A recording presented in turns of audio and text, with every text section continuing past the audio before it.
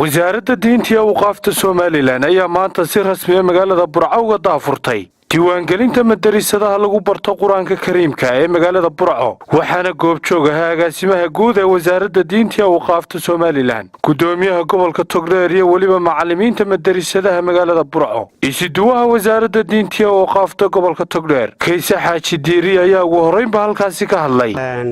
hawlgalkii baryahan Hargeysa laga waday oo berberaan laga soo bilaabay ayuunba ay u socdaan malcaamadaha sidii loo midayn lahaa manhajkii uu soo socda faahfaahinta wixii hawla uu inoo wada agaasimo khayr buu inoo wadaa insha Allah taala aad iyo aad baan idinku mahadinaynaa sida u soo qaabisheen ama u soo ajiibteen ogeysiintii aan idin siinay aad iyo aad baan idinku mahadinaynaa waan soo dhaweynaa waftiga agaasimaha guud iyo waftigiisa annaguna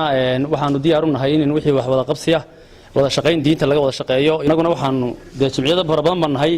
marka afkooda ku wada hadlaya aad baan idin soo dhaweynaa soo dhawaada diyaar baan agaasimaha guud ee wasaaradda diinta iyo awqaafta Soomaaliland Sheekh Aadan Cabdullaahi Cabdulle ayaa sharaxay qorshaha lagu diiwaangelinayo malcaamadaha Quraanka Kariimka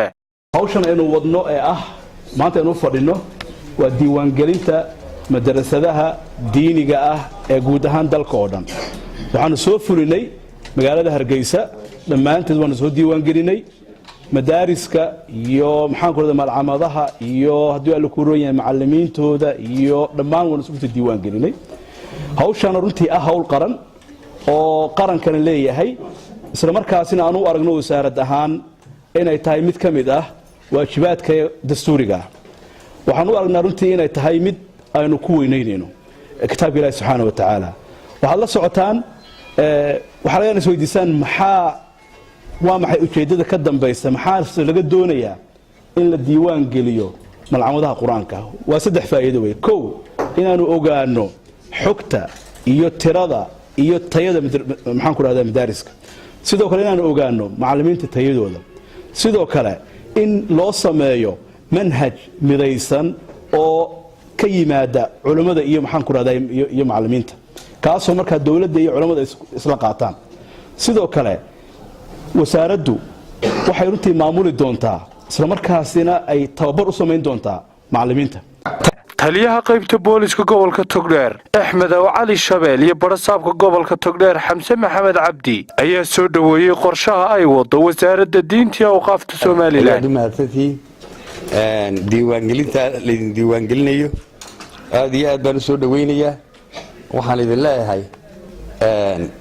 ku soo dhawaada diiwaangelinayo ee agaasimuhu ka hadlay ee uu inoo faahfaahiyey